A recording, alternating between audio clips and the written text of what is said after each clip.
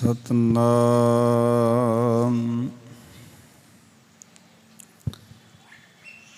ਸ੍ਰੀ ਵਾਹਿਗੁਰੂ ਸਾਹਿਬ ਜੀ। ਗੋਪਾਲ ਤੇਰਾ ਆਰਤਾ ਜੋ ਜਨ ਤੁਮਰੀ ਭਗਤ ਕਰਨ ਤੇ ਤਿਨ ਕੇ ਕਾਜ ਸਵਾਰਤਾ।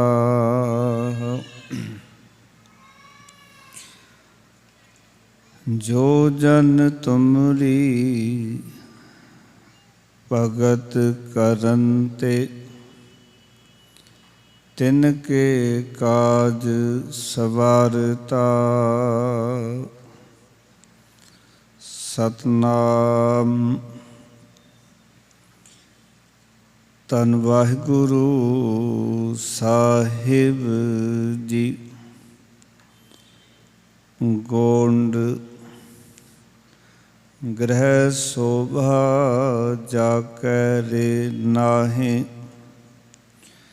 ਆਵਤ ਪਹੀਆ ਖੁਦੇ ਜਾਹੇ।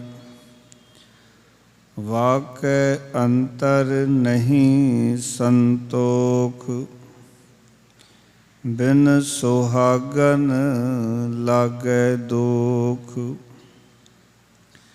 ਧਨ ਸੁਹਾਗਨ ਮਹਾਪਵੀਤ, ਤਪੇ ਤਪੀਸਰ ਡੋਲੈ ਚੀਤ। ਰਹਾਉ ਸੁਹਾਗਨ ਕਿਰਪਨ ਕੀ ਪੂਤੀ, ਸੇਵਕ ਤਜ ਜਗਤ ਸਿਉ ਸੂਤੀ। ਸਾਧੂ ਕੈ ਠਾਡੀ ਦਰਬਾਰ, ਸਰਨ ਤੇਰੀ ਮੋਹ ਕੋ ਨਿਸਤਾਰ। ਸੁਹਾਗਨ ਹੈ ਅਤ ਸੁੰਦਰੀ, ਪਗ ਪਗ ਨੇਵਰ ਛਨਕ ਛਨ ਹਰੀ। ਜੋ ਲਗ ਪ੍ਰਾਣ ਤਉ ਲਗ ਸੰਗੇ, ਨਾਹੀਂ ਤਾ ਚਲੀ ਬੇਗ ਉਠ ਨੰਗੇ। ਸੁਹਾਗਨ ਭਵਨ ਤ੍ਰੈਲੀਆ, ਦਸ ਅਠ ਪੁਰਾਣ ਤੀਰਥ ਰਸ ਕੀਆ। ਬ੍ਰਹਮਾ ਵਿਸ਼ਨ ਮਹੇਸ਼ਰ ਬੇਧੇ, ਵੱਡੇ ਭੂਪਤ ਰਾਜੇ ਹੈ ਛੇਦੇ। ਸੁਹਾਗਨ ਉਰਵਾਰ ਨ ਪਾਰ, ਪਾਂਚ ਨਾਰਦ ਕੈ ਸੰਗ ਵਿਧਵਾਰ। ਪਾਂਚ ਨਾਰਦ ਕੇ ਮਿਟਵੇ ਫੂਟੇ, ਕਹੋ ਕਬੀਰ ਗੁਰ ਕਿਰਪਾ ਛੂਟੇ।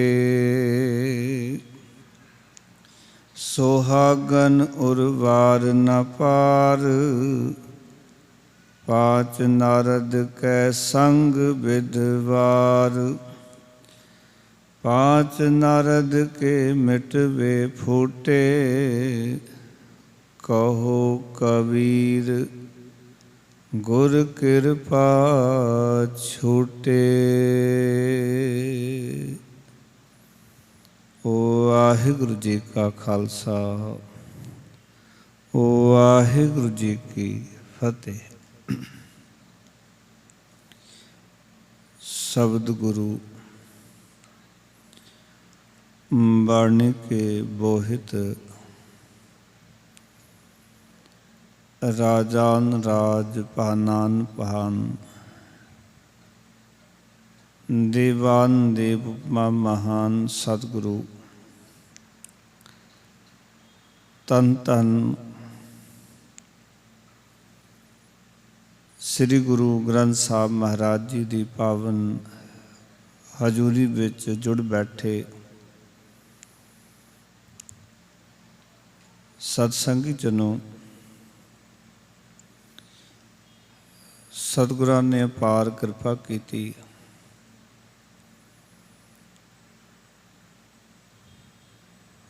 ਗੁਰੂ ਦਰ ਤੇ ਹਾਜ਼ਰੀਆਂ ਭਰਨ ਦਾ ਸੁਭਾਗ ਸਮਾਂ ਪ੍ਰਾਪਤ ਹੋਇਆ। ਆਓ ਭਗਤਾਂ ਦੀ ਉਚਾਰਨ ਕੀਤੀ ਹੋਈ ਅੰਮ੍ਰਿਤ ਬਾਣੀ, ਜਿਸ ਦੀ ਲੜੀਵਾਰ ਵਿਚਾਰ ਆਰੰਭ ਕੀਤੀ ਹੈ। ਅੱਜ ਵਿਚਾਰ ਅਧੀਨ ਪਾਵਨ ਸ਼ਬਦ 871 ਅਤੇ 72 ਦੇ ਉੱਤੇ ਸੁਭਾਇਮਾਨ ਹੈ। ਇਸ ਪਾਵਨ ਸ਼ਬਦ ਦੇ ਰਾਹੀਂ ਭਗਤ ਜੀ ਨੇ ਮਾਇਆ ਦੇ ਦੋ ਪੱਖ ਸਾਡੇ ਸਾਹਮਣੇ ਰੱਖੇ ਨੇ। ਇੱਕ ਮਾਇਆ ਦਾ ਪੋਜ਼ਿਟਿਵ ਪੱਖ ਤੇ ਇੱਕ ਮਾਇਆ ਦਾ ਨੈਗੇਟਿਵ ਪੱਖ, ਸਕਾਰਾਤਮਕ ਤੇ ਨਕਾਰਾਤਮਕ। ਇਹ ਜਿਹੜੀ ਮਾਇਆ ਹੈ, ਤਨ ਪਦਾਰਥ ਨੇ, ਇਹ ਮਨੁੱਖ ਲਈ ਕਿਤਨੇ ਜ਼ਰੂਰੀ ਹਨ, ਕਿਉਂਕਿ ਸੰਸਾਰ ਦੇ ਵਿੱਚ ਜਿੱਥੇ ਕਿ ਗੁਰਬਾਣੀ ਨੇ ਸਾਨੂੰ ਇਸ ਮਾਇਆ ਨੂੰ ਕਮਾਉਣ ਦਾ ਉਪਦੇਸ਼ ਦਿੱਤਾ ਹੈ ਤੇ ਨਾਲ ਇਹਦੀ ਆਪਣਤ ਛੱਡਣ ਵਾਸਤੇ ਬਾਰ-ਬਾਰ ਪ੍ਰੇਰਨਾ ਕੀਤੀ ਹੈ। ਅੱਜ ਦੇ ਸ਼ਬਦ ਵਿੱਚ ਭਗਤ ਜੀ ਇਹ ਸਮਝਾਉਣਾ ਚਾਹੁੰਦੇ ਨੇ ਕਿ ਜਿਹੜੇ ਲੋਕ ਮਾਇਆ ਨੂੰ ਬੜੀ ਮਾੜੀ ਕਹਿੰਦੇ ਨੇ, ਇਹ ਮਾਇਆ ਇਤਨੀ ਮਾੜੀ ਨਹੀਂ ਹੈ। ਮਾਇਆ ਜਿਹੜੀ ਹੈ ਉਹ ਹਰ ਇੱਕ ਮਨੁੱਖ ਨੂੰ ਇਸ ਦੀ ਜ਼ਰੂਰਤ ਹੈ, ਕਿਉਂਕਿ ਸਰੀਰ 'ਤੇ ਜੋ ਕੁਝ ਵੀ ਹੰਡਾਣਾ, ਪਾਣਾ, ਖਾਣਾ, ਉਹ ਇਸ ਪੈਸੇ ਤੋਂ ਬਿਨਾਂ, ਇਸ ਧਨ ਤੋਂ ਬਿਨਾਂ ਨਹੀਂ ਹੋ ਸਕਦਾ। ਭਾਵੇਂ ਕੋਈ ਕਹਿੰਦਾ ਫਿਰੇ ਵੀ ਅਸੀਂ ਤਾਂ ਕੱਪੜੇ ਨਹੀਂ ਪਾਉਂਦੇ, ਇੱਕ ਕਫਨੀ ਜਿਹੀ ਪਾਈ ਹੈ, ਜਿਵੇਂ ਸਾਧੂ ਸੰਤ ਕਹਿੰਦੇ ਵੀ ਉਹਨੂੰ ਜੇਬ ਵੀ ਨਹੀਂ ਲਾਈ ਹੋਈ। ਪਰ ਕੋਈ ਉਹਨੂੰ ਪੁੱਛੇ ਵੀ ਜਿਹੜੀ ਕਫਨੀ ਤੂੰ ਪਾਈ ਫਿਰਦਾ, ਕਛਹਿਰਾ ਪਾਈ ਫਿਰਦਾ, ਜੇਬ ਨਹੀਂ ਲਾਈ, ਪਰ ਉਹ ਕਛਹਿਰਾ ਵੀ ਪੈਸੇ ਤੋਂ ਹੀ ਆਇਆ। ਬਿਨਾਂ ਧਨ ਤੋਂ ਉਹ ਕੋਈ ਚੀਜ਼ ਆ ਨਹੀਂ ਸਕਦੀ। ਪਰ ਅਸੀਂ ਲੋਕ ਗੁੰਮਰਾਹ ਹੋ ਜਾਂਦੇ ਉਹਨਾਂ ਦੀ ਗੱਲਾਂ ਵਿੱਚ ਆ ਕੇ, ਜਦੋਂ ਇਸ ਤਰ੍ਹਾਂ ਦੀ ਗੱਲਾਂ ਕਰਦੇ ਨੇ ਵੀ ਬਾਬਾ ਜੀ ਬਿਲਕੁਲ ਠੀਕ ਕਰ ਰਹੇ ਨੇ, ਪਰ ਉਹਨਾਂ ਕੋਲ ਰੋਟੀ ਵੀ ਧਨ ਤੋਂ ਬਿਨਾਂ ਨਹੀਂ ਮਿਲੇਗੀ। ਤੁਹਾਡੇ ਕੋਲ ਪੈਸਾ ਨਹੀਂ, ਪ੍ਰਸਾਦਾ ਨਹੀਂ ਛਕ ਸਕਦੇ ਤੁਸੀਂ। ਅੱਜ ਜਿਹੜੀਆਂ ਗੱਲਾਂ ਭਗਤ ਜੀ ਨੇ ਸਾਡੇ ਨਾਲ ਸਾਂਝੀਆਂ ਕੀਤੀਆਂ, ਇਸ ਮਾਇਆ ਦੇ ਦੋਨੋਂ ਹੀ ਪੱਖ ਸਾਡੇ ਸਾਹਮਣੇ ਰੱਖੇ ਨੇ। ਆਓ ਪਿਆਰ ਨਾਲ ਮਨੋਬਿਰਤੀਆਂ ਇਕਾਗਰ ਕਰੋ, ਗੁਰਮੰਤਰ ਦੀ ਸਾਂਝ ਕਰੋ। ਆਖੋ ਜੀ ਸਤਨਾਮ ਸ੍ਰੀ ਵਾਹਿਗੁਰੂ। ਫਿਰ ਕਰੋ ਕਿਰਪਾ ਸਤਨਾਮ ਸ੍ਰੀ ਵਾਹਿਗੁਰੂ।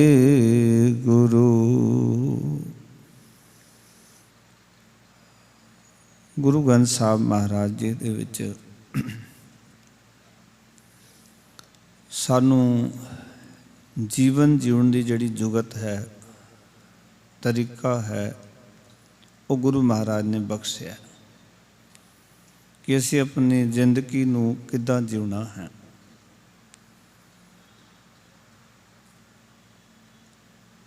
ਜਦੋਂ ਆਪਾਂ ਭਗਤਾਂ ਦਾ ਜੀਵਨ ਪੜ੍ਹਦੇ ਹਾਂ ਤਾਂ ਭਗਤ ਕਬੀਰ ਸਾਹਿਬ ਜੀ ਨੇ ਵੀ ਸਾਰੀਆਂ ਮੰਗਾਂ ਕਾਲ ਪੁਰਖ ਦੇ ਚਰਨਾਂ 'ਚ ਕੀਤੀਆਂ। ਦਾਲ ਸੀਦਾ ਮੰਗੋ ਕਹੀਓ, ਹਮਰਾ ਖੁਸ਼ੀ ਕਰੈ ਨਿਤ ਜੀਓ। ਪੰਨੀਆਂ ਸਾਧਨ ਨੀਕਾ, ਅਨਾਜ ਮੰਗੋ ਸਤ ਸਿੱਕਾ। ਗਊ ਭੈਂਸ ਮੰਗੋ ਲਾਵੇ ਦੀ, ਇੱਕ ਤਾਜਨ ਤੁਰੀ ਚੰਗੇਰੀ। ਕਰ ਕੀ ਗੀਹਨ ਚੰਗੀ, ਜਨ ਧੰਨਾ ਲੇਵੈ ਮੰਗੀ। ਜਦ ਭਗਤ ਕਬੀਰ ਸਾਹਿਬ ਜੀ ਵੀ ਆਪਣੇ ਬਚਨਾਂ ਵਿੱਚ ਕਹਿੰਦੇ ਨੇ, ਕਹਿੰਦੇ ਅਧ ਸਿਰ ਮੰਗੋ ਦਾਲੇ, ਮੌਕੋ ਦੋਨੋਂ ਬਖਤ ਜਵਾਲੇ। ਖਾਟ ਮੰਗੋ ਚੌਪਾਈ, ਸਿਰਹਾਨਾ ਅਵਰਤ ਲਾਈ। ਉੱਪਰ ਕੋ ਮੰਗੋ ਖਿੰਦਾ, ਤੇਰੀ ਭਗਤ ਕਰੈ ਜਨ ਥਿੰਦਾ।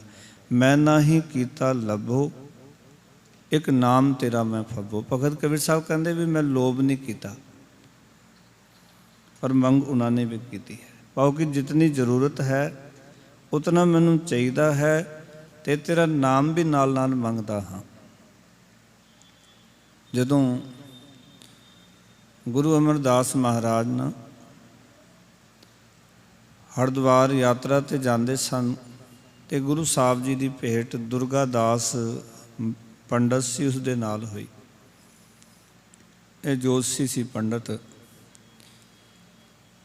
तो गुरु अमरदास महाराज नूं इसने कहा सी दुर्गा दास पंडित ने भी तुसी कोई चक्रवर्ती राजे हो, तुहाडे कोल कोई बड़ी पद पदवी है, तुसी किसी रियासत के मालक हो। तो गुरु अमरदास ने कहा सी मेरे कोल तो कुछ भी नहीं, मैं साधारण मनुख हाँ। तो दुर्गा दास ने कहा सी भी थोड़ी निशानियां जड़ियाँ थोड़े चरणों विच वो ये दस रही कि तुसी बहुत वड्डी पद पदवी के मालक होंगे। तो इतिहास लिखा कि जदों ये वचन गुरु अमरदास महाराज ने सुने, दुर्गा दास कोलों बड़े प्रसन्न होए। उस वेले हरिद्वार जाते सन, गुरु नाल अजे मिलाप नहीं सी होया।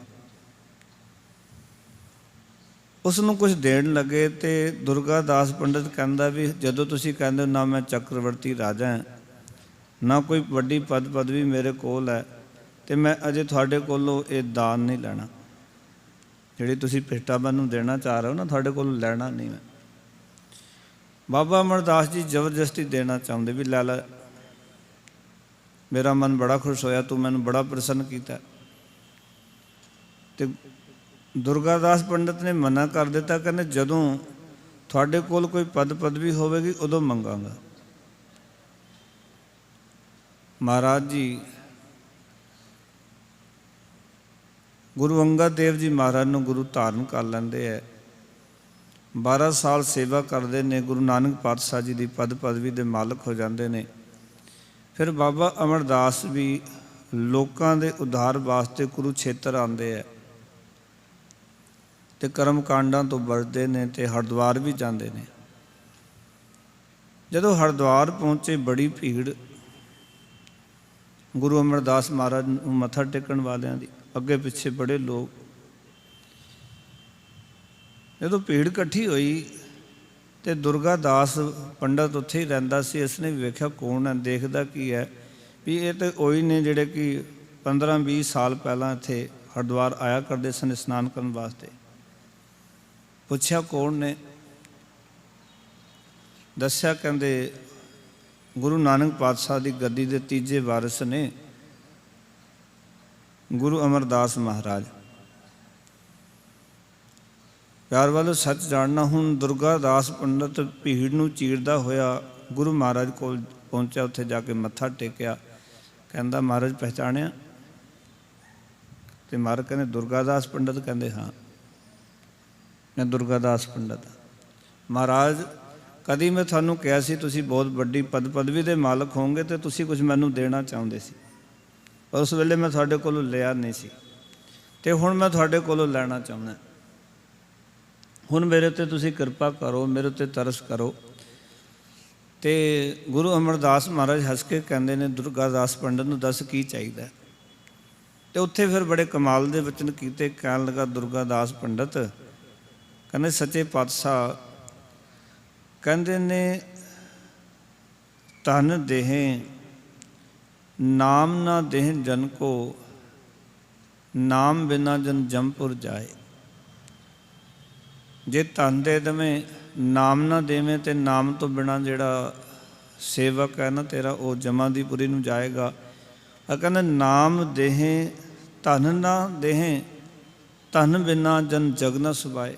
भी तू जे ते नाम दे दिता और धन नहीं दिता तो धन तो बिना तेरे सेवक की शोभा भी कोई नहीं संसार में, उहदे कोल धन भी चाहिए। दुर्गादास पंडित ने इत्थे तक कहा सी महाराज साडे सनातन मत विच दोनों चीज़ां नहीं, जे धन चाहिए फिर धर्म छड्डो, जे धर्म चाहिए तो धन छड्डो, फिर सन्यासी बनो, जाके बना में चले जाओ, तीर्थां ते जाके रिटर्न करो। साडे धर्म च दोनों चीज़ां नहीं। कि तुहाडा धर्म गुरु नानक दा जिहड़ा पंथ है ਕਿ ਇਹ ਦੋਨੋਂ ਦਾਤਾਂ ਮੈਨੂੰ ਪ੍ਰਾਪਤ ਹੋ ਸਕਦੀਆਂ। ਗੁਰੂ ਮਹਾਰਾਜ ਕਹਿੰਦੇ ਸਾਡੇ ਘਰ ਦੇ ਵਿੱਚ ਦੋਨੋਂ ਹੀ ਦਾਤਾਂ ਨੇ। ਇੱਥੇ ਨਾਮ ਦੀ ਗੱਲ ਹੈ, ਇੱਥੇ ਧਨ ਦੀ ਗੱਲ ਹੈ। ਤੇ ਜਦੋਂ ਗੁਰੂ ਸਾਹਿਬ ਨੇ ਕਿਹਾ ਵੀ ਦੋਨੋਂ ਚੀਜ਼ਾਂ ਸਾਡੇ ਘਰ ਵਿੱਚ ਧਨ ਨੂੰ ਨਿੰਦਿਆ ਨਹੀਂ ਗਿਆ। ਧਨ ਬਾਰੇ ਸਾਨੂੰ ਸਮਝਾਇਆ ਗਿਆ ਹੈ, ਧਨ ਦੀ ਨਿੰਦਾ ਨਹੀਂ ਗੁਰਬਾਣੀ ਵਿੱਚ, ਇਹ ਤਾਂ ਯਾਦ ਰੱਖਿਓ। ਮਾਇਆ ਦੀ ਨਿੰਦਾ ਨਹੀਂ ਕੀਤੀ ਬਾਪੂ ਨੇ, ਸਮਝਾਇਆ ਗਿਆ ਵੀ ਮਾਇਆ ਕਿੱਦਾਂ ਆਪਣਾ ਕੰਮ ਕਰਦੀ ਹੈ। ਗੁਰਬਾਣੀ ਕਿਤੇ ਨਿੰਦਾ ਨਹੀਂ ਕਰਦੀ, ਤਰੀਕਾ ਦੱਸਦੀ ਵੀ ਕਰਦੀ ਕੀ ਹੈ ਮਾਇਆ, ਸਾਨੂੰ ਸੁਚੇਤ ਕਰਦੀ ਹੈ ਬਾਣੀ। ਤੇ ਜਦੋਂ ਉਸ ਨੂੰ ਕਿਹਾ ਮਹਾਰਾਜ ਨੇ ਸਾਡੇ ਕੋਲ ਦੋਵੇਂ ਦਾਤਾ ਨੇ, ਤੇ ਬੜਾ ਪ੍ਰਸੰਨ ਹੋਇਆ ਦੁਰਗਾਦਾਸ ਪੰਡਤ, ਤੇ ਕਹਿਣ ਲੱਗਾ ਸੱਚੇ ਪਾਤਸ਼ਾਹ ਵੀ ਹੁਣ ਮੈਂ ਸਹੀ ਟਿਕਾਣੇ ਤੇ ਪਹੁੰਚ ਗਿਆ, ਫਿਰ ਬਚਨ ਤੁਹਾਡੇ ਨਾਲ ਸਾਂਝੇ ਕਰਾਂ। ਕਹਿਣ ਲੱਗਾ, ਕਹਿੰਦੇ ਨੇ ਧਨ ਦੇਹ ਨਾਮ ਨਾ ਦੇ ਜਨ ਕੋ, ਨਾਮ ਬਿਨਾ ਜਨ ਜੰਪੁਰ ਜਾਏ, ਨਾਮ ਦੇ ਧਨ ਨਾ ਦੇ ਜਨ ਕੋ, ਧਨ ਬਿਨਾ ਜਨ ਜਗ ਨ ਸੁਭਾਏ। ਤੇ ਕਹਿਣ ਲੱਗਾ ਗੁਰੂ ਅਮਰਦਾਸ ਤੇਜੋ ਕੇ ਨੰਦਨ, ਦੋਨੋਂ ਨਿਰਮਲ ਪੰਥ ਚਲਾਏ। ਕਹਿੰਦੇ ਤੇਜਭਾਨ ਜੀ ਦੇ ਪੁੱਤਰ ਧੰਨ ਗੁਰੂ ਅਮਰਦਾਸ ਮਹਾਰਾਜ, ਧੰਨ ਤੁਸੀਂ ਕਿ ਤੁਸੀਂ ਨਿਰਮਲ ਪੰਥ ਚਲਾਇਆ। ਕਿਉਂਕਿ ਗੁਰੂ ਸਾਹਿਬ ਗੁਰੂ ਨਾਨਕ ਪਾਤਸ਼ਾਹ ਨੇ ਆਪ ਕਿਰਤ ਕੀਤੀ ਤੇ ਕੀਰਤੀ ਵੀ ਕੀਤੀ, ਨਾ ਕਿਰਤ ਨੂੰ ਬੰਦ ਕੀਤਾ ਨਾ ਕੀਰਤੀ ਨੂੰ ਬੰਦ ਕੀਤਾ। ਗੁਰੂ ਸਾਹਿਬ ਕਹਿੰਦੇ ਦੋਨੋਂ ਹੀ ਪੰਥ ਨੇ। ਦੋਨੋਂ ਪੰਥਾਂ ਵਿੱਚ ਇੱਥੇ ਸੇਵਾ ਤੇ ਸਿਮਰਨ ਦੋ ਪੱਖ ਨੇ। ਸੇਵਾ ਜਿਹੜੀ ਉਹ ਸਰੀਰ ਨਾਲ ਹੈ, ਜਦੋਂ ਸਰੀਰ ਤੇ ਕਮਾਵਾਂਗੇ ਤਾਂ ਸੇਵਾ ਕਰਾਂਗੇ, ਤੇ ਸਿਮਰਨ ਜਿਹੜਾ ਉਹ ਮਨ ਦੀ ਗੱਲ ਹੈ, ਅੰਦਰ ਦੀ। ਇਸ ਕਰਕੇ ਅੱਜ ਦੇ ਪਾਵਨ ਸ਼ਬਦ ਵਿੱਚ ਭਗਤ ਕਬੀਰ ਸਾਹਿਬ ਜੀ ਕਹਿਣ ਲੱਗੇ, ਕਹਿੰਦੇ ਇਹ ਜਿਹੜੀ ਮਾਇਆ ਹੈ ਨਾ, ਕਹਿੰਦੇ ਧਨ ਸੁਹਾਗਨ ਮਹਾਪਵੀਤ। ਆਖਰ ਨੇ ਕਹਿੰਦੇ ਇਹ ਮਾਇਆ ਜਿਹੜੀ ਹੈ ਉਹ ਮੁਬਾਰਕ ਹੈ। ਮਹਾਪਵਿੱਤਰ ਅਰਥ ਹੈ ਮਹਾ ਪਵਿੱਤਰ ਹੈ ਮਾਇਆ। ਇਹ ਧਨ ਪਦਾਰਥ ਜਿਹੜੇ ਨੇ, ਕਹਿੰਦੇ ਧਨ ਵੀ ਜੀਵਨ ਚਾਹੀਦਾ। ਧਨ ਪਦਾਰਥ ਜਿਹੜੀਆਂ ਜ਼ਰੂਰਤਾਂ ਨੇ, ਜਿਨ੍ਹਾਂ ਦੇ ਲਈ ਮਨੁੱਖ ਸੰਸਾਰ ਦੇ ਵਿੱਚ ਰਹਿੰਦਾ ਹੋਇਆ ਜਿਨ੍ਹਾਂ ਚੀਜ਼ਾਂ ਦੀ ਜ਼ਰੂਰਤ ਪੈਂਦੀ ਹੈ, ਉਹ ਜ਼ਰੂਰਤਾਂ ਸਾਰੀਆਂ ਧਨ ਪਦਾਰਥਾਂ ਦੇ ਨਾਲ ਪੂਰੀਆਂ ਹੁੰਦੀਆਂ, ਪੈਸੇ ਨਾਲ ਪੂਰੀਆਂ ਹੁੰਦੀਆਂ। ਤੇ ਇਸ ਕਰਕੇ ਇਹ ਜਿਹੜੀ ਮਾਇਆ ਹੈ ਨਾ, ਕਬੀਰ ਸਾਹਿਬ ਕਹਿੰਦੇ ਨੇ ਇਹ ਮਾਇਆ ਜਿਹੜੀ ਹੈ ਇਹ ਮੁਬਾਰਕ ਹੈ, ਹੋਣੀ ਚਾਹੀਦੀ। ਕਿਉਂਕਿ ਇਹ ਜਿਹੜੀ ਮਾਇਆ ਹੈ ਨਾ, ਇਹ ਅਸਲ ਦੇ ਵਿੱਚ ਸੁਹਾਗਣ ਤਾਂ ਕਿਹਾ ਕਿਉਂਕਿ ਸਦਾ ਖਸਮਵਤੀ ਰਹਿਣ ਵਾਲੀ ਮਾਇਆ ਜਿਹੜੀ ਹੈ ਨਾ, ਕਿਉਂਕਿ ਇਹ ਮਾਇਆ ਕੱਲ ਸਮਝਾਇਆ ਸੀ, ਖਸਮ ਮਰੈ ਤੋ ਨਾਰ ਨਾ ਰੋਵੈ। ਕੱਲ ਤੁਸੀਂ ਕਥਾ ਵਿਚਾਰ ਸੁਣੀ ਸੀ ਨਾ ਵੀ ਖਸਮ ਮਾਲਕ ਮਰ ਜਾਂਦਾ ਹੈ ਤਾਂ ਇਹ ਇਸਤਰੀ ਨਹੀਂ ਰੋਂਦੀ। ਇਹ ਜਿਹੜੀ ਮਾਇਆ ਜਿਹੜੀ ਹੈ ਨਾ, ਉਹ ਖਸਮਵਤੀ ਰਹਿਣ ਵਾਲੀ ਮਾਇਆ, ਇੱਕ ਮਰ ਗਿਆ ਦੂਜਾ ਇਸ ਦਾ ਮਾਲਕ ਬਣ ਜਾਂਦਾ। ਮਾਇਆ ਕਦੇ ਨਿਖਸਮੀ ਨਹੀਂ ਹੁੰਦੀ, ਕੋਈ ਨਾ ਕੋਈ ਇਸ ਦਾ ਮਾਲਕ ਜ਼ਰੂਰ ਰਹਿੰਦਾ। ਭਾਵੇਂ ਉਹ ਪਰਿਵਾਰ ਦੇ ਵਿੱਚ ਕੋਈ ਵੀ ਜੀਅ ਨਾ ਹੋਵੇ, ਰਿਸ਼ਤੇਦਾਰ ਬਣ ਜਾਂਦੇ ਨੇ, ਜੇ ਉਹ ਵੀ ਨਹੀਂ ਤੇ ਫਿਰ ਅੱਗੇ ਤੋਂ ਅੱਗੇ ਫਿਰ ਇਹ ਮਾਇਆ ਜਿਨ੍ਹਾਂ ਦਾ ਕੋਈ ਵੀ ਨਹੀਂ ਹੁੰਦਾ, ਫਿਰ ਇਹ ਸਰਕਾਰ ਉਸ ਦੀ ਮਾਲਕ ਬਣ ਜਾਂਦੀ ਹੈ। ਮਾਇਆ ਕਦੀ ਜਿਹੜੀ ਹੈ ਉਹ ਨਿਖਸਮੀ ਨਹੀਂ ਹੁੰਦੀ। ਇਸ ਕਰਕੇ ਭਗਤ ਜੀ ਕਹਿ ਰਹੇ ਨੇ ਧਨ ਸੁਹਾਗਨ ਮਹਾਪਵੀਤ, ਸਦਾ ਖਸਮਵਤੀ ਰਹਿਣ ਵਾਲੀ ਮਾਇਆ ਜਿਹੜੀ ਉਹ ਧਨ ਹੈ, ਧਨਤਾ ਦੇ ਯੋਗ ਮੁਬਾਰਕ ਹੈ। ਮਹਾਪਵੀਤ ਇਹ ਮਾੜੀ ਨਹੀਂ, ਬੜੀ ਪਵਿੱਤਰ ਕਹਿੰਦੇ। ਜਿਹੜੇ ਪੈਸਾ ਹੈ, ਧਨ ਪਦਾਰਥ ਹੈ, ਕਬੀਰ ਸਾਹਿਬ ਕਹਿੰਦੇ ਇਹ ਮਾੜੇ ਨਹੀਂ ਚੀਜ਼ਾਂ, ਇਹ ਤੇ ਬੜੀ ਪਵਿੱਤਰ ਚੀਜ਼ ਹੈ। ਮਹਾਰਾਜ ਕਿਉਂ? ਕੱਲ ਤੱਕ ਕਿਹਾ ਸੀ ਤੁਸੀਂ ਖਸਮ ਮਰੈ ਤੋ ਨਾਰ ਨ ਰੋਵੇ, ਉਸ ਰਖਵਾਰੋ ਹੋਵੇ, ਰਖਵਾਰੇ ਕਾ ਹੋਏ ਵਿਨਾਸ਼। ਕਹਿੰਦੇ ਆਗੇ ਨਰਕ ਇਹਾਂ ਭੋਗ ਵਿਲਾਸ ਕਿਹਾ ਸੀ ਤੁਸੀਂ ਤੇ ਅੱਜ ਤੁਸੀਂ ਕਹਿ ਰਹੇ ਹੋ ਵੀ ਇਹ ਤਾਂ ਬੜੀ ਪਵਿੱਤਰ ਹੈ, ਇਹ ਮਾੜੀ ਨਹੀਂ ਹੈ। ਕਹਿੰਦੇ ਇਸ ਕਰਕੇ ਮਾੜੀ ਨਹੀਂ ਮਾਇਆ, ਧਨ ਪਦਾਰਥ ਪੈਸਾ ਇਸ ਕਰਕੇ ਮਾੜਾ ਨਹੀਂ। ਕਹਿੰਦੇ ਤਪੇ ਤਪੀ ਸਰ ਡੋਲੇ ਚੀਤ, ਇਸ ਤੋਂ ਬਿਨਾਂ ਵੱਡੇ ਵੱਡੇ ਤਪਿਆਂ ਦੇ ਮਨ ਵੀ ਡੋਲ ਜਾਂਦੇ ਹਨ, ਕਿਉਂਕਿ ਉਹਨਾਂ ਨੂੰ ਕੱਪੜੇ ਪਾਉਣ ਵਾਸਤੇ ਉਹਨਾਂ ਨੂੰ ਵੀ ਤਾਂ ਮਾਇਆ ਚਾਹੀਦੀ ਹੈ ਨਾ, ਪੈਸਾ ਚਾਹੀਦਾ।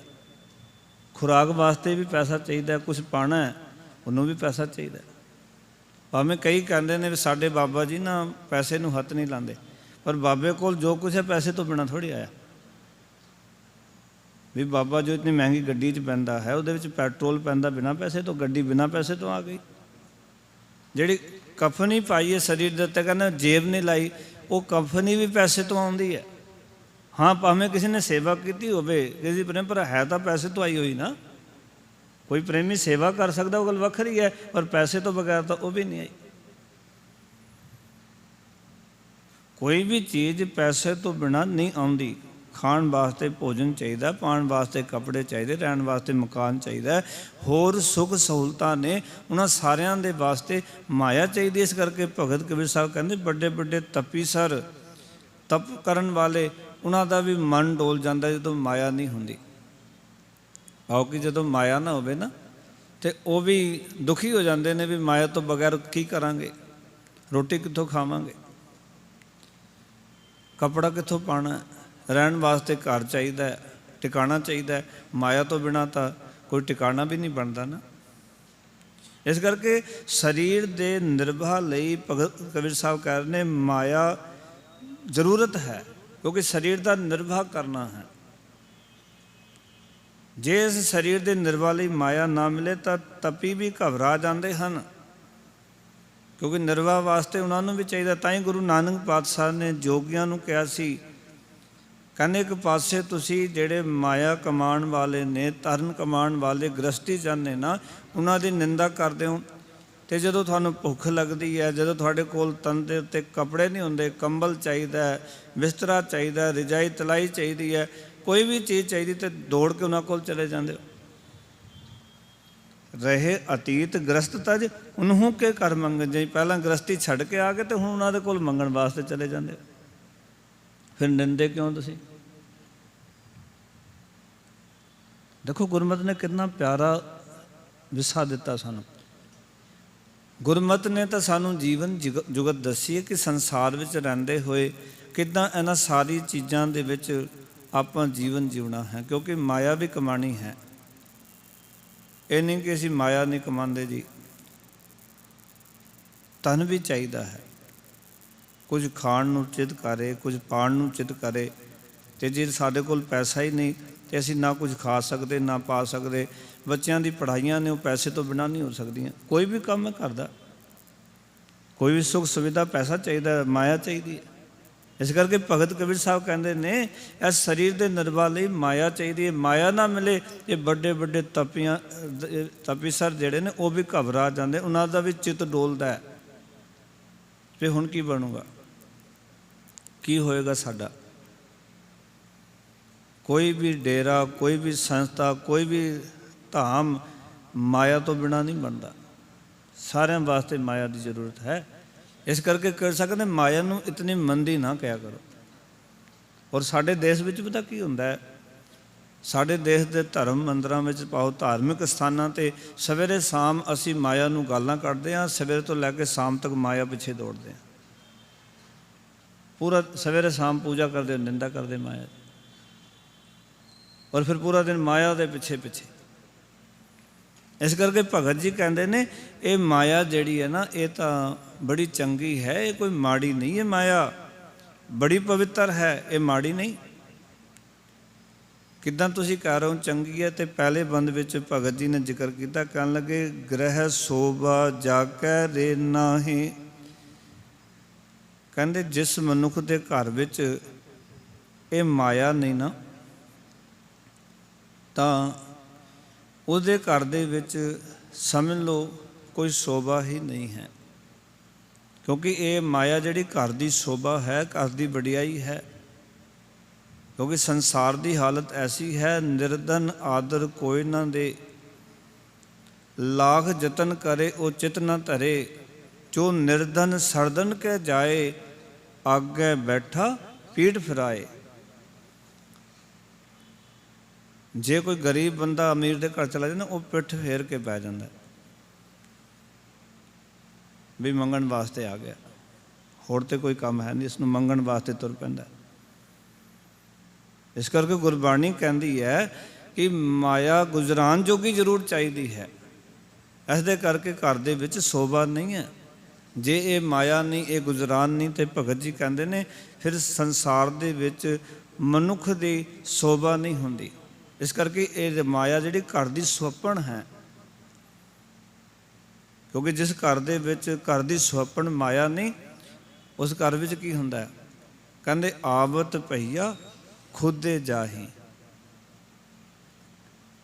आवत आउंदे हन, पईया दा अर्थ हुंदा है राही, ਪ੍ਰਾਹੁਣੇ, ਅਭਿਆਗਤ, ਰਿਸ਼ਤੇਦਾਰ। ਜਦੋਂ ਘਰ ਦੇ ਵਿੱਚ ਉਹ ਆਉਂਦੇ ਹਨ ਤੇ ਘਰ ਵਿੱਚ ਮਾਇਆ ਨਾ ਹੋਵੇ ਤਾਂ ਘਰ ਵਿੱਚੋਂ ਭੁੱਖੇ ਚਲੇ ਜਾਂਦੇ ਹਨ। ਕਿਉਂਕਿ ਕਿਸੇ ਨੂੰ ਰਜਾਵਾਂਗੇ ਤਾਂ ਜੇ ਸਾਡੇ ਘਰ 'ਚ ਮਾਇਆ ਹੋਏਗੀ। ਮਾਇਆ ਤੋਂ ਬਿਨਾਂ, ਧਨ ਤੋਂ ਬਿਨਾਂ ਕੋਈ ਚੀਜ਼ ਆਏ ਨਹੀਂ। ਇਹਨੂੰ ਦੁੱਧ ਹੀ ਛਕਾਉਣਾ ਹੋਵੇ ਤੇ ਮੁੱਲ ਲਿਆਉਣਾ ਪੈਣਾ, ਪੈਸੇ ਚਾਹੀਦੇ।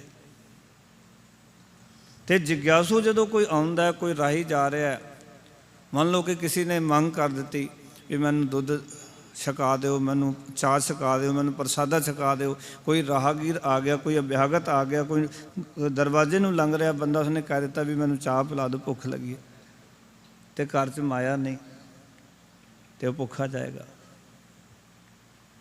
ਤੇ ਉਸ ਦੇ ਨਾਲ ਕੀ ਹੋਏਗਾ? ਆਵਤ ਪਈਆ ਖੁਦੇ ਜਾਈ। ਖੁਦੇ ਦਾ ਅਰਥ ਭੁੱਖੇ ਚਲੇ ਜਾਂਦੇ ਹਨ। ਫਿਰ ਕੀ ਹੁੰਦਾ ਹੈ? ਕਹਿੰਦੇ ਉਸ ਘਰ ਦਾ ਮਾਲਕ ਜਿਹੜਾ ਨਾ, ਫਿਰ ਉਹਦਾ ਚਿੱਤ ਜਿਹੜਾ ਹੈ ਨਾ, ਉਹ ਟਿਕਦਾ ਨਹੀਂ ਹੈ। ਵਾਕੈ ਹਿਰਦੈ ਨਹੀਂ ਸੰਤੋਖ, ਭਾਵ ਕਿ ਉਸਦੇ ਘਰ ਦੇ ਮਾਲਕ ਦੇ ਹਿਰਦੇ ਵਿੱਚ ਧਰਵਾਸ ਨਹੀਂ ਬਣਦਾ। ਉਹ ਪਰੇਸ਼ਾਨ ਹੋ ਜਾਂਦਾ ਹੈ ਵੀ ਘਰ ਕੋਈ ਰਾਹੀ ਆਇਆ ਸੀ, ਅਭਿਆਗਤ ਆਇਆ ਸੀ, ਮੈਂ ਸੇਵਾ ਨਹੀਂ ਕਰ ਸਕਿਆ, ਚਾਹ ਪਾਣੀ ਵੀ ਨਹੀਂ ਪੁੱਛ ਸਕਿਆ, ਬੜਾ ਪਰੇਸ਼ਾਨ ਹੋ ਜਾਂਦਾ ਹੈ। ਪਰ ਜੇ ਉਹਦੇ ਘਰ ਕੋਈ ਆਇਆ, ਚਾਹ ਪਾਣੀ ਛਕਾ ਕੇ ਵੀ ਤਾਂ ਤਸੱਲੀ ਰਹਿੰਦੀ ਵੀ ਹਾਂ ਮੈਂ ਆਇਆ ਸੀ, ਜਿਤਨੀ ਸੇਵਾ ਯੋਗ ਸੀ ਮੈਂ ਕਰ ਸਕਿਆ, ਤਸੱਲੀ ਰਹਿੰਦੀ ਉਸ ਦਿਨ ਵੀ ਮੈਂ ਭੁੱਖਾ ਨਹੀਂ ਜਾਣ ਦਿੱਤਾ, ਵੀ ਮੇਰੇ ਘਰ ਆਇਆ ਰੱਜ ਕੇ ਗਿਆ। ਭਗਤ ਕਬੀਰ ਸਾਹਿਬ ਉਹ ਵਿਚਾਰਧਾਰਾ ਸਾਨੂੰ ਸਮਝਾਉਣਾ ਚਾਹੁੰਦੇ ਹੈ ਕਿ ਜੀਵਨ ਕਿਵੇਂ ਜਿਉਣਾ। ਕਹਿੰਦੇ ਉਸਦੇ ਹਿਰਦੇ ਵਿੱਚ ਧਰਵਾਸ ਨਹੀਂ, ਸੰਤੋਖ ਨਹੀਂ। ਤੇ ਫਿਰ ਭਗਤ ਜੀ ਕਹਿਣ ਲੱਗੇ, ਕਹਿੰਦੇ ਇਹ ਜਿਹੜੀ ਮਾਇਆ ਹੈ ਨਾ, ਤਾਂ ਇਹ ਮਾਇਆ ਦੇ ਵਿੱਚ ਮਨੁੱਖ ਜਿਹੜਾ ਰਹਿੰਦਾ, ਸੰਸਾਰ ਦੇ ਵਿੱਚ ਜਿਉਂਦਾ ਹੈ, ਤੇ ਬਿਨ ਸੁਹਾਗਣ ਲਾਗੈ ਦੋਖ। ਜੇ ਇਹ ਸੁਹਾਗਣ ਪਾਓ, ਇਹ ਮਾਇਆ ਨਹੀਂ, ਇਹ ਸਦਾ ਖਸਮਵਤੀ ਰਹਿਣ ਵਾਲੀ ਮਾਇਆ ਨਹੀਂ। ਦੋਖ ਦਾ ਅਰਥ ਦੋਸ਼, ਐਬ ਲੱਗਦਾ ਹੈ। ਜਿਹਦੇ ਘਰ ਦੇ ਵਿੱਚ ਇਹ ਮਾਇਆ ਨਹੀਂ, ਵੀ ਗ੍ਰਸਤੀ ਹੋ ਕੇ ਇਹਦੇ ਘਰ ਵਿੱਚ ਮਾਇਆ ਹੀ ਨਹੀਂ ਹੈ, ਇਹ ਕਿਸੇ ਦੀ ਸੇਵਾ ਹੀ ਨਹੀਂ ਕਰ ਸਕਦਾ, ਫਿਰ ਤਾਂ ਦੋਸ਼ ਹੀ ਲੱਗਦਾ ਵੀ ਕੀ ਲਾਭ ਹੋਇਆ ਤੇਰਾ ਗ੍ਰਸਤੀ ਹੋਣ ਦਾ, ਪਰਿਵਾਰਕ ਹੋਣ ਦਾ। ਇਹਦਾ ਅਰਥ ਹੈ ਕਿ ਸਾਨੂੰ ਇਤਨਾ ਧਨ ਕਮਾਉਣਾ ਚਾਹੀਦਾ ਕਿ ਖਾਣ ਨੂੰ ਥੁੜੇ ਨਾ, ਭੁੱਖਾ ਕੋਈ ਮੁੜੇ ਨਾ, ਪੈਸਾ ਕਦੇ ਜੁੜੇ ਨਾ। ਕੋਈ ਖਾਣ ਨੂੰ ਥੁੜ ਨਾ ਰਵੇ ਘਰ ਦੇ ਵਿੱਚ। ਜਿਸ ਚੀਜ਼ ਦੀ ਲੋੜ ਹੈ ਸਾਡੇ ਕੋਲ ਇਤਨਾ ਧਨ ਹੋਣਾ ਚਾਹੀਦਾ। ਨਹੀਂ ਤਾਂ ਜੇ ਸਾਡੇ ਘਰੋਂ ਕੋਈ ਭੁੱਖਾ ਚਲਾ ਗਿਆ ਤਾਂ ਫਿਰ ਸਾਨੂੰ ਫਿਰ ਦੁੱਖ ਹੁੰਦਾ ਹੈ। ਜੇ ਇਹ ਨਹੀਂ ਹੈ ਤਾਂ ਹੋਰ ਕਈ ਜੀਵਨ ਦੇ ਵਿੱਚੋਂ ਹੋਰ ਐਬ ਲੱਗ ਜਾਂਦੇ ਹਨ। ਜਿਨ੍ਹਾਂ ਕੋਲ ਮਾਇਆ ਰਜੇਵੀਂ ਨਹੀਂ ਹੈ ਨਾ, ਰਜਵੀਂ ਮਾਇਆ ਨਹੀਂ ਹੈ, ਤਾਂ ਜੀਵਨ ਵਿੱਚ ਫਿਰ ਉਹ ਗ੍ਰਸਤੀ ਜਿਹੜਾ ਹੈ ਉਹ ਫਿਰ ਉਸਦੇ ਉੱਤੇ ਗਿੱਲਾ ਆਉਂਦਾ ਹੈ। ਲੋਕ ਗਿੱਲਾ ਕਰਦੇ ਵੀ ਗ੍ਰਸਤੀ ਹੋ ਕੇ ਇਹਦੇ ਕੋਲ ਕਿਸੇ ਨੂੰ ਛਕਾਉਣ ਜੋਗੀ ਮਾਇਆ ਵੀ ਨਹੀਂ, ਇਤਨੇ ਧਨ ਪਦਾਰਥ ਨਹੀਂ ਵੀ ਕਿਸੇ ਦੀ ਸੇਵਾ ਕਰ ਸਕੇ, ਚਾਹ ਪਾਣੀ ਪੁੱਛ ਸਕੇ। ਇਸਨੇ ਤਾਂ ਚਾਹ ਪਾਣੀ ਨਹੀਂ ਪੁੱਛਿਆ। ਫਿਰ ਲੋਕ ਗਿੱਲਾ ਕਰਦੇ ਨੇ ਵੀ ਕਿੱਦਾਂ ਦਾ ਬੰਦਾ ਹੈ ਵੀ ਚਾਹ ਪਾਣੀ ਵੀ ਨਹੀਂ ਪੁੱਛ ਸਕਿਆ, ਰੋਟੀ ਪਾਣੀ ਪ੍ਰਸਾਦਾ ਨਹੀਂ ਪੁੱਛ ਸਕਿਆ।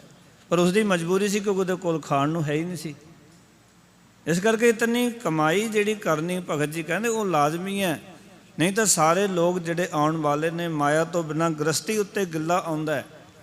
ਗ੍ਰਸਤੀ ਦੇ ਘਰ ਦੇ ਵਿੱਚ ਕੋਈ ਜਿਗਿਆਸੂ ਚੱਲ ਕੇ ਆ ਜਾਏ, ਕੋਈ ਸੰਨਿਆਸੀ ਚੱਲ ਕੇ ਆ ਜਾਏ, ਕੋਈ ਗੁਰਮੁਖ ਚੱਲ ਕੇ ਆ ਜਾਏ, ਅਤੇ ਜੇ ਘਰੋਂ ਉਹ ਭੁੱਖਾ ਹੀ ਮੁੜ ਜਾਏ ਤਾਂ ਉਹ ਵੀ ਗਿੱਲਾ ਕਰਦੇ ਨੇ ਵੀ ਇਸ ਨੇ ਕੁਛ ਛਕਾਇਆ ਨਹੀਂ। ਮੈਂ ਇੱਕ ਕੱਲ੍ਹ ਪਰਸੋਂ ਗਾਥਾ ਪੜ੍ਹ ਰਿਹਾ ਸੀ ਕਿ ਕੁਛ ਬੰਦੇ ਨਾ ਉਹ ਪਿੰਡਾਂ ਵਿੱਚ ਜਾ ਕੇ ਬੱਚਿਆਂ ਦੀ ਵਿੱਦਿਆ ਵਾਸਤੇ ਨਾ ਸਕੂਲ ਖੋਲ੍ਹਣ ਦਾ ਯਤਨ ਕਰ ਰਹੇ ਸਨ। ਪੁਰਾਤਨ ਸਮਾਂ ਵੀ ਹਰ ਥਾਂ 'ਤੇ ਵਿੱਦਿਆ ਦੀ ਜਿਹੜੀ ਉਹ ਦਿੱਤੀ ਜਾਏ ਅਤੇ ਉਸ ਵਾਸਤੇ ਸਕੂਲ ਖੋਲ੍ਹੇ ਜਾਣ। ਜਦੋਂ ਸਕੂਲ ਖੋਲ੍ਹਦੇ ਕੈਸੇ ਪਿੰਡ 'ਚ ਗਏ ਜੋ ਚਾਰੇ ਪਾਸਿਓਂ ਪਹਾੜੀ ਦੇ ਨਾਲ ਘਿਰਿਆ ਹੋਇਆ ਸੀ, ਛੋਟਾ ਜਿਹਾ ਪਿੰਡ। ਉੱਥੇ ਜੋ ਦੇਖ ਰਹੇ ਸਨ ਵੀ ਕਿਹੜੀ ਥਾਂ 'ਤੇ ਇੱਥੇ ਸਕੂਲ ਬਣਾਇਆ ਜਾਏ ਜਿੱਥੇ ਕਿ ਬੱਚਿਆਂ ਨੂੰ ਤਾਲੀਮ ਦਿੱਤੀ ਜਾਏ। ਤਿੰਨ ਚਿਰ 'ਚ ਕਹਿੰਦੇ ਬਰਸਾਤ ਆ ਗਈ। ਬਰਸਾਤ ਤੇਜ਼ ਸੀ ਵੀ ਚਲੋ ਬਰਸਾਤ ਤੋਂ ਰਾਹਤ ਮਿਲੇ। ਉੱਥੇ ਨਾਲ ਹੀ ਕੋਈ ਛੋਟਾ ਜਿਹਾ ਘਰ ਸੀ, ਝੁੱਗੀ ਪਈ ਹੋਈ ਸੀ, ਉਹਦੇ ਵਿੱਚ ਐਂਟਰੀ ਕਰ ਗਏ। ਜਦੋਂ ਐਂਟਰੀ ਕਰ ਗਏ ਤੇ ਉੱਥੇ ਉਹ ਬੈਠੇ, ਘਰ ਦੇ ਮਾਲਕ ਨੂੰ ਉਹਨੇ ਬੂਹਾ ਖੋਲ੍ਹਿਆ ਤੇ ਉਸ ਦੇ ਵਿੱਚ ਘਰ ਛੋਟਾ ਜਿਹਾ ਸੀ, ਝੁੱਗੀ ਅੰਦਰੋਂ, ਤੇ ਉਹਨੇ ਦੋ ਪੋਰਸ਼ਨ ਬਣਾਏ ਸਨ, ਇੱਕ ਆਏ ਗਏ ਅਤਿਥੀ ਵਾਸਤੇ ਤੇ ਇੱਕ ਪੋਰਸ਼ਨ ਜਿੱਥੇ ਕਿ ਉਹਦੀ ਰਸੋਈ ਸੀ। ਤੇ ਜਦੋਂ ਉਹ ਆਏ ਤੇ ਉਹਦੀ ਘਰਵਾਲੀ, ਇੱਕ ਛੋਟਾ ਬੱਚਾ ਸੀ, ਉਹ ਰਸੋਈ ਵਿੱਚ ਚਲੇ ਗਏ ਤੇ ਜਿੱਥੇ ਕਿ ਆਏ ਗਏ ਵਾਸਤੇ ਬਿਠਾਉਣ ਵਾਸਤੇ ਉਹਨਾਂ ਨੇ ਬਿਠਾਇਆ। ਗੱਲਾਂ ਬਾਤਾਂ ਹੁੰਦੀਆਂ ਰਹੀਆਂ। ਜਿਹੜਾ ਲੈ ਕੇ ਗਿਆ ਸੀ, ਜਿਹੜਾ ਦੁਭਾਸ਼ਿਆ ਸੀ, ਉਹਨਾਂ ਨੂੰ ਭਾਸ਼ਾ ਨਹੀਂ ਸੀ ਆਉਂਦੀ ਉੱਥੇ ਦੀ, ਤੇ ਉਹ ਦੁਭਾਸ਼ਿਆ ਕਹਿੰਦਾ ਵੀ ਮੈਂ ਨਗਰ ਦਾ ਚੱਕਰ ਲਾ ਕੇ ਆਉਂਦਾ, ਤੁਸੀਂ ਇੰਨਾ ਚਿਰ ਬਰਸਾਤ ਹੋ ਰਹੀ ਬੈਠੋ ਤੇ ਮੈਂ ਬਰਸਾਤ ਦੇ ਵਿੱਚ ਜਾ ਕੇ ਆਉਂਦਾ। ਉਹਨਾਂ ਕਿਹਾ ਨਹੀਂ, ਮੈਨੂੰ ਇਹਨਾਂ ਦੀ ਭਾਸ਼ਾ ਕੋਈ ਨਹੀਂ ਸਮਝਣ, ਤੂੰ ਇੱਥੇ ਬੈਠ ਕੇ। ਨਹੀਂ, ਕਹਿੰਦੇ ਉੜੀਸਾ ਦੀ ਇਹ ਗੱਲ ਸੀ। ਤੇ ਕੀ ਹੋਇਆ, ਕਹਿੰਦੇ ਉਸ ਵੇਲੇ ਉਹ ਚਲਾ ਗਿਆ ਦੁਭਾਸ਼ਿਆ ਜਿਹੜਾ ਸੀ, ਤੇ ਉਹ ਜਿਹੜਾ ਬੰਦਾ ਸੀ ਉਹ ਕਹਿੰਦਾ ਕੁਝ ਛਕ ਲਓ। ਜਿਹੜਾ ਕਿ ਇਹ ਵਿਚਾਰ ਲੈ ਕੇ ਗਿਆ ਸੀ ਵੀ ਵਿੱਦਿਆ ਘਰ ਘਰ ਪਹੁੰਚਾਉਣੀ ਚਾਹੀਦੀ ਹੈ, ਉਹ ਬੰਦਾ ਬੜਾ ਰੱਜਿਆ ਪੁੱਜਿਆ ਸੀ, ਸੰਤੋਖੀ ਜੀਵਨ ਵਾਲਾ ਸੀ। ਉਸਨੇ ਘਰ ਦੇ ਮਾਲਕ ਦੀ ਹਾਲਤ ਦੇਖ ਕੇ ਵੀ ਘਰ ਵਿੱਚ ਕੁਝ ਨਜ਼ਰ ਨਹੀਂ ਆ ਰਿਹਾ ਤੇ ਕਹੇ ਵੀ ਨਹੀਂ। ਉਹ ਕਹਿੰਦੇ ਚਾਹ ਛਕ ਲਓ, ਕਹਿੰਦੇ ਨਹੀਂ। ਦੁੱਧ ਛਕ ਲਓ, ਕਹਿੰਦੇ ਨਹੀਂ। ਹੋਰ ਕੋਈ ਪ੍ਰਸਾਦਾ ਪਾਣੀ ਨਹੀਂ, ਕਹਿੰਦੇ ਕੁਝ ਨਹੀਂ ਚਾਹੀਦਾ। ਫਿਰ ਉਹ ਕਹਿੰਦਾ ਵੀ ਸਾਡੇ ਘਰ ਤੁਸੀਂ ਅਭਿਆਗਤ ਆਏ ਹੋ ਦੂਰੋਂ ਚੱਲ ਕੇ, ਤੇ ਦੁੱਧ ਛਕ ਲਓ, ਥੋੜ੍ਹਾ ਜਿਹਾ ਦੁੱਧ ਤਿਆਰ ਕਰਾ ਦਿੰਦੇ। ਹੁਣ ਜਦੋਂ ਉਹ ਅੰਦਰ ਗਿਆ ਤੇ ਉਹ ਜਿਹੜਾ ਬੰਦਾ ਗਿਆ ਸੀ ਉਹਨੂੰ ਉੜੀਆ ਨਹੀਂ ਆਉਂਦੀ ਸੀ, ਉੜੀ ਦਾ ਸਿਆਦ ਦੀ ਭਾਸ਼ਾ ਨਹੀਂ ਸੀ ਆਉਂਦੀ।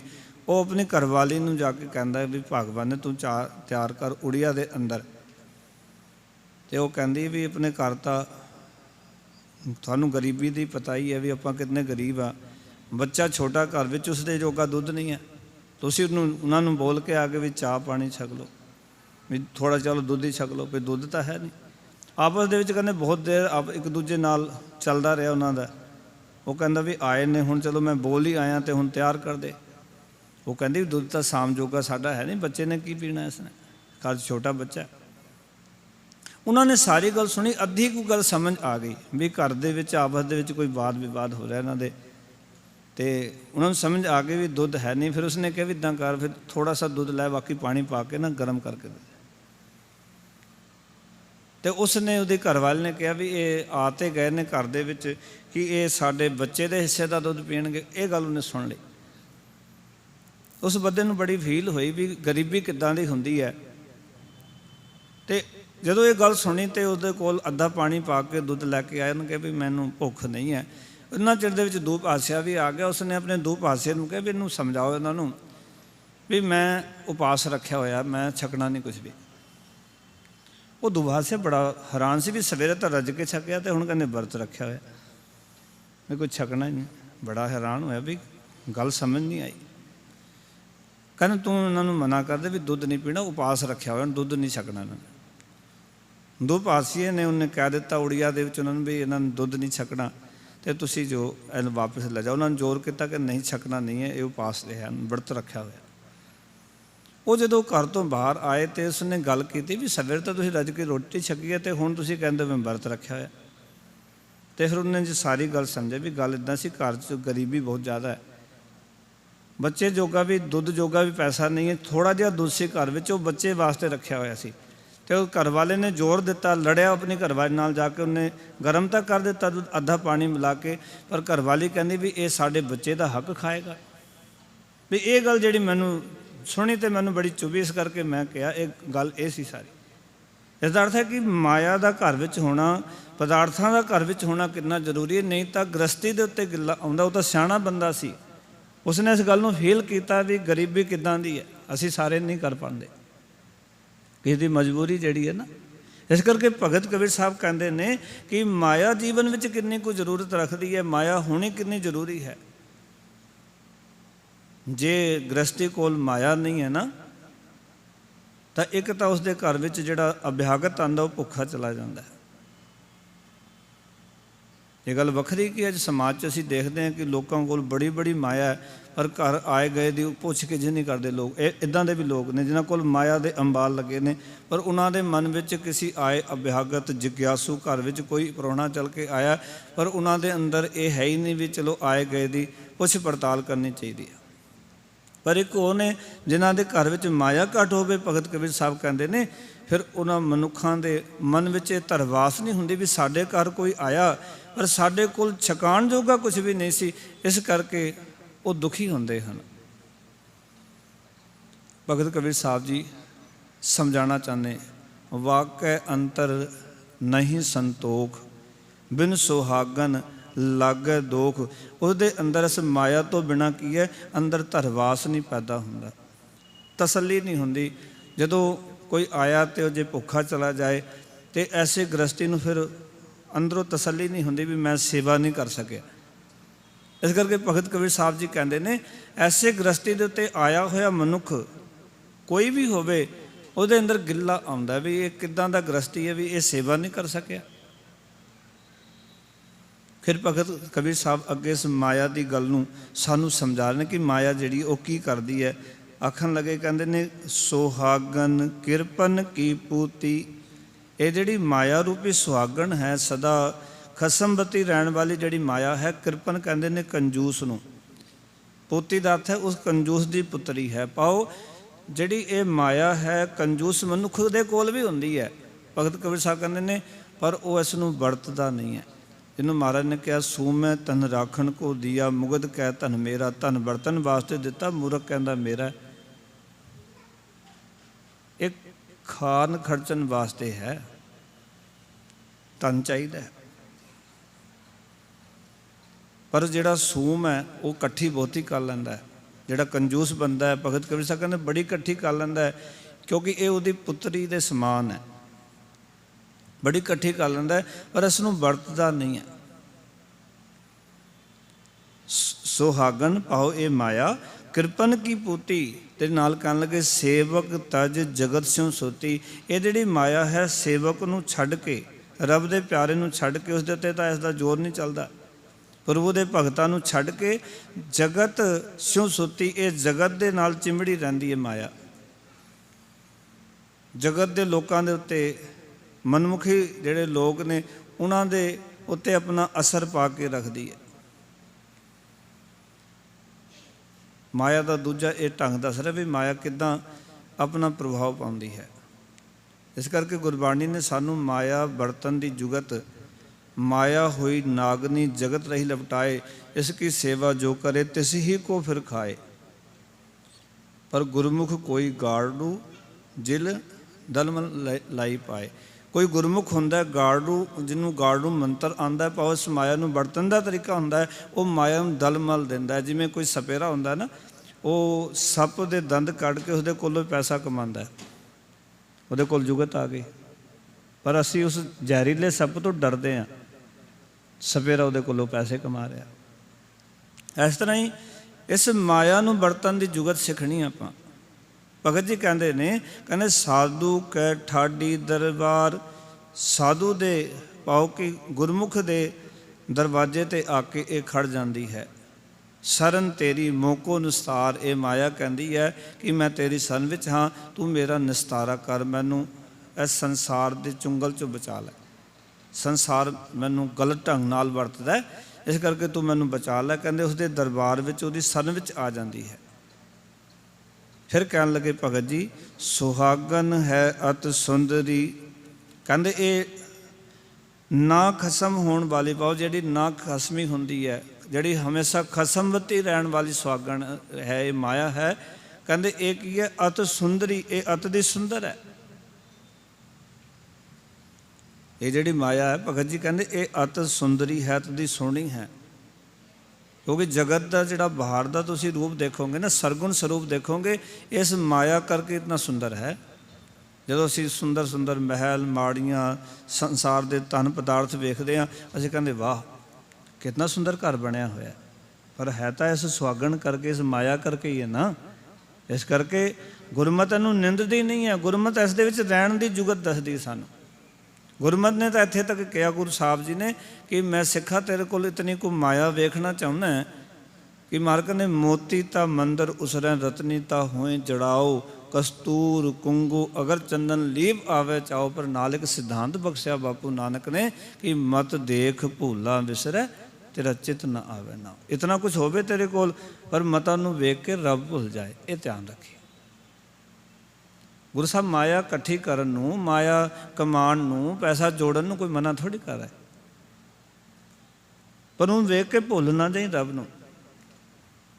ਚਿੱਤ ਵਿੱਚੋਂ ਨਾਮ ਨਾ ਭੁੱਲ ਜਾਏ ਰੱਬ ਦਾ, ਕਿਉਂਕਿ ਹੁੰਦਾ ਤਾਂ ਇਹ ਜਦੋਂ ਮਾਇਆ ਇਕੱਠੀ ਹੋ ਜਾਏ। ਜਿਹਨੂੰ ਪੁੱਛੋ ਜਿਹੜਾ ਪਹਿਲਾਂ ਗੁਰਦੁਆਰੇ ਆਉਂਦਾ ਸੀ ਤੇ ਹੁਣ ਨਹੀਂ ਆਉਂਦਾ, ਪੁੱਛੀਏ ਕਿਉਂ ਨਹੀਂ ਆਉਂਦੇ, ਕਹਿੰਦਾ ਜੀ ਬਸ ਹੁਣ ਮਾਇਆ ਵੱਧ ਗਈ ਹੈ, ਕੰਮ ਵੱਧ ਗਏ ਨੇ, ਹੁਣ ਤਾਂ ਵੇਲ ਹੀ ਨਹੀਂ ਜੀ ਸਾਡੇ ਕੋਲ। ਇਸ ਦਾ ਅਰਥ ਹੈ ਕਿ ਹੁਣ ਮਾਇਆ ਨੇ ਕੀ ਕੀਤਾ, ਮਾਇਆ ਨੂੰ ਦੇਖ ਕੇ ਗੁਰੂ ਭੁੱਲ ਗਿਆ, ਰੱਬ ਭੁੱਲ ਗਿਆ। ਮਾਇਆ ਵਿੱਚ ਬੰਦਾ ਇਤਨਾ ਗਲਤਾਨ ਹੋ ਗਿਆ। ਕਮਾਉਣ ਨੂੰ ਨਹੀਂ ਗੁਰੂ ਸਾਹਿਬ ਨੇ ਮਨਾ ਕੀਤਾ, ਭਾਵੇਂ 24 ਘੰਟੇ ਕਮਾਓ ਮਾਇਆ, ਕੋਈ ਗੱਲ ਨਹੀਂ, ਪਰ 24 ਘੰਟੇ ਵਿੱਚ ਉਸ ਰੱਬ ਦੀ ਇਬਾਦਤ ਵਾਸਤੇ, ਰੱਬ ਦਾ ਧੰਨਵਾਦ ਕਰਨ ਵਾਸਤੇ, ਉਹਦਾ ਸ਼ੁਕਰਾਨਾ ਕਰਨ ਵਾਸਤੇ ਵੀ ਤਾਂ ਸਮਾਂ ਕੱਢੋ ਵੀ ਸੱਚੇ ਪਾਤਸ਼ਾਹ ਤੇਰੇ ਕਰਕੇ ਸਭ ਤੂੰ ਦਿੱਤਾ ਹੈ। ਪਰ ਇਹ ਮਾਇਆ ਐਸੀ ਹੈ ਕਿ ਮਨੁੱਖ ਦਾ ਮਨ ਫੇਰ ਕੇ ਰੱਖ ਦਿੰਦੀ। ਇਤਨੇ ਸਾਲਾਂ ਦੇ ਵਿੱਚ ਦਾਸ ਨੂੰ ਗੁਰੂ ਸਾਹਿਬ ਜੀ ਨੇ ਜਦੋਂ ਇਹ ਸੇਵਾ ਦਿੱਤੀ ਹੈ ਔਰ ਮਹਾਰਾਜ ਆਪਣੇ ਚਰਨਾਂ 'ਚ ਰੱਖਿਆ ਹੋਇਆ, ਔਰ ਮੈਂ ਕਈ ਐਸੇ ਕਰਿਸ਼ਮੇ ਦੇਖੇ ਨੇ, ਕਈ ਐਸੀਆਂ ਘਟਨਾਵਾਂ ਵੇਖੀਆਂ ਕਿ ਮਾਇਆ ਨੇ ਜਦੋਂ ਲੋਕਾਂ ਦੇ ਉੱਤੇ ਆਪਣਾ ਰੰਗ ਚਾੜਿਆ, ਕਈ ਵਾਰੀ ਕਿੰਨਾਂ ਦੇ ਨਾਲ ਮੈਂ ਦੇਖਿਆ ਜ਼ਿੰਦਗੀ ਦੇ ਵਿੱਚ ਮਹਾਰਾਜ ਦੀ ਕਿਰਪਾ ਹੋਈ ਹੈ। ਤੇ ਜਿਹੜੇ ਕਹਿੰਦੇ ਸਨ ਵੀ ਰੋਟੀ ਖਾਣ ਨੂੰ ਵੀ ਨਹੀਂ ਹੈ, ਤੇ ਉਹਨਾਂ ਕੋਲ ਅਰਬੋ ਖਰਬਪਤੀ ਹੁੰਦੇ, ਆਪਣੇ ਅੱਖਾਂ ਨਾਲ ਦੇਖਿਆ। ਪਰ ਜਦੋਂ ਮਾਇਆ ਨਹੀਂ ਸੀ, ਉਦੋਂ ਸਵੇਰੇ 2:30 ਵਜੇ ਆ ਕੇ ਗੁਰਦੁਆਰੇ 'ਚ ਝਾੜੂ ਪੋਚਾ, ਸੇਵਾ, ਪ੍ਰਕਾਸ਼ ਵੇਲੇ ਪਹੁੰਚ ਜਾਣਾ, ਸੁਖਮਨੀ ਸਾਹਿਬ ਦਾ ਪਾਠ ਸੁਣਨਾ, ਨਿਤਨੇਮ ਕਰਨਾ, ਪੂਰਾ ਸਮਾਂ 8-9 ਵਜੇ ਤੱਕ ਗੁਰੂ ਘਰ ਨੂੰ ਲਾਣਾ।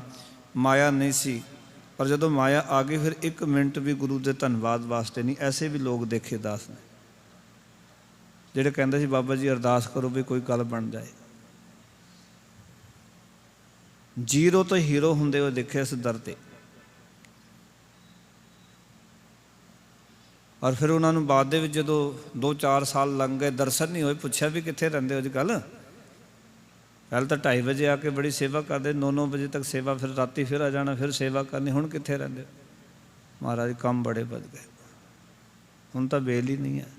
ਹੁਣ ਤਾਂ ਕਹਿੰਦੇ ਖਾਣ ਦੀ ਵੇਲ ਨਹੀਂ, ਪੀਣ ਦੀ ਵੇਲ ਨਹੀਂ, ਮਾਇਆ ਇਤਨੀ ਜ਼ਿਆਦਾ ਆ ਗਈ ਹੈ। ਫਿਰ ਅੱਜ ਦੇ ਲੋਕ ਬਹੁਤੇ ਕਹਿੰਦੇ ਨੇ ਵੀ ਘਰ ਹੀ TV 'ਚ ਦਰਬਾਰ ਸਾਹਿਬ ਲਾ ਲੈਂਦੇ। ਲਓ ਜੀ,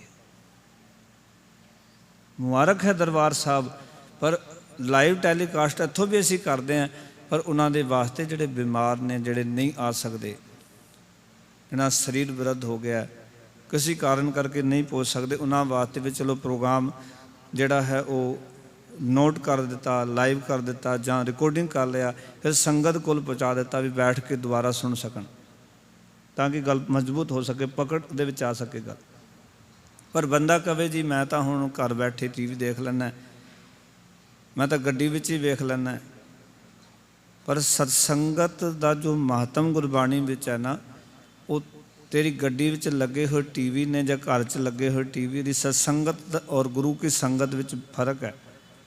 ਭਾਵੇਂ ਗੁਰਬਾਣੀ ਉੱਥੇ ਵੀ ਉਹੀ ਹੈ, ਯਾਦ ਰੱਖਿਓ, ਪਰ ਗੁਰਬਾਣੀ ਜਦੋਂ ਆਪਾਂ ਸਤਸੰਗਤ ਵਿੱਚ ਬੈਠ ਕੇ ਸੁਣਦੇ ਹਾਂ ਨਾ, ਤਾਂ ਮਾਲਕ ਨੇ ਮਹਿਮਾ ਸਾਧੂ ਸੰਗ ਕੀ ਸੁਣੋ ਮੇਰੇ ਮਿੱਤਾ, ਮੈਲ ਖੋਈ ਕੋਟ ਅਗਹਰੇ ਨਿਰਮਲ ਪਹਿਚੀਤਾ।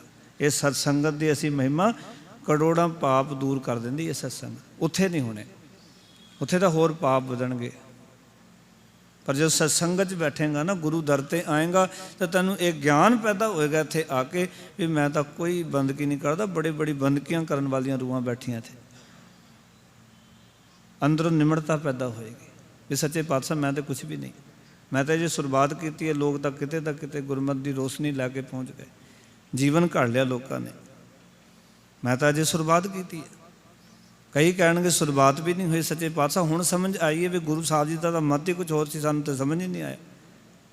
ਕਈ ਆ ਕੇ ਮੈਨੂੰ ਕਹਿੰਦੇ ਨੇ ਵੀ ਸਾਨੂੰ ਤਾਂ ਹੁਣ ਪਤਾ ਲੱਗਣਾ ਸ਼ੁਰੂ ਵੀ ਗੁਰੂ ਸਾਹਿਬ ਨੇ ਤਾਂ ਇਤਨਾ ਕੁਝ ਲਿਖਿਆ ਬਾਣੀ 'ਚ, ਅਸੀਂ ਤਾਂ ਮੱਥਾ ਹੀ ਟੇਕਦੇ ਸੀ, ਬਸ ਚਲੇ ਜਾਂਦੇ ਸੀ। पर जो कहते कथा सुनते फिर अखा खुलदियाँ साड़ियाँ, समझ आती भी कितना कुछ महाराज ने बाणी च लिखा होए।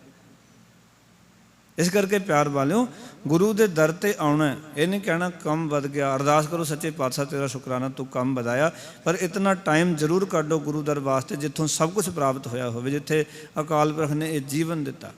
ताई गुरु साहब ने कहा बाणी च भी गोबिंद हम ऐसे अपराधी जिन प्रभ जियो पिंड था दिया तिनकी भाव भगत न साधी। वाहिगुरु कितने अपराधी हैं असी, तू सानू ये जीवन दिता, सब कुछ दिता, पर तेरी प्रेमा भगती नहीं की। ये शरीरा मेरिया इस जग में आए कै क्या तुध कर्म कमाया, के कर्म कमाया तुझ शरीरा जा तू जग में आया, जिन हर तेरा रचन रचया सो हर मन ना वसाया। जिन्हें तेरी रचना की थी उन्होंने मन च नहीं तू वसाया। इस करके गल समझनी है, ये नहीं कहना भी माया बहुत बढ़ गई है, इस करके हुण गुरुद्वारे नहीं आ हुंदा, काम बढ़ गए ने। सिख ने कम कार करते भी जिथे गुरु नूं याद करना, उत्थे गुरु का धन्नवाद करन वास्ते भी समा कढना है, गुरु के दर ते आउण वास्ते। जिन्हों समझ आती है ना, वो सारे काम छड़ के गुरु के दर ते आ जाता है। उन्होंने पता भी बाकी काम मेरे किसी काम नहीं, एक काम है जिहड़ा कि गुरु के दर ते जाके कुछ सिखांगा, जीवन जाच प्राप्त होएगी, गुरु ने जीवन की जुगत बख्शनी है। पता नहीं अज किहड़ी गल गुरु साहब ने करनी है, तो किते ऐसा ना होवे भी वो गल तो मैं वांझा रह जाए। सिख ये सोच के आंदा भी कोई गल ऐसी होवे जिहड़ी मेरे गुरु ने अज करनी है, और जे मैं ना सुना वो उपदेश गुरु साहब जी का, तो इस उपदेश तो वांझा रह जावांगा।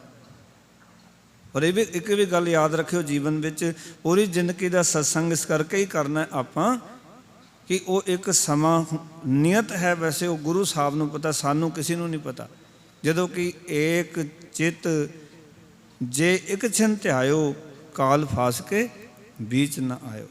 वो एक चित एक छिन कदों आना जिंदगी च, ये तो गुरु महाराज नूं पता है। पर सिख का फर्ज है भी वो अपने गुरु के दर ते जाके नकमस्तक होवे, महाराज के चरणों में बैठ के सत्संगत करे। पता नहीं कदों गुरु ने भाग ला देना। इस करके माया की निंदा कोई नहीं। साधु कहने ये तो अति सुंदरी है माया, पग नेवर छनक छन हरी। कहने ये जिहड़ी माया है ना, पैरों में झांझरा पा के नचदी है, छन छन करती है।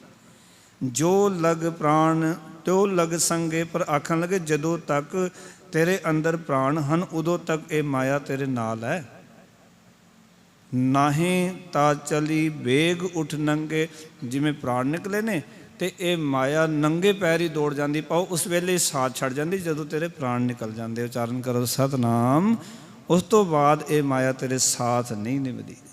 भावें घर है, भावें तन है, बैंक का तन उत्थे ही रह जाना, फिर साथ नहीं तुरना ने। जिउंदे जी हाँ तेरे साथ है, तेरे काम कर रही है, रोटी पानी भोजन प्रसादा जो कुछ है इसके नाल चल रहा है।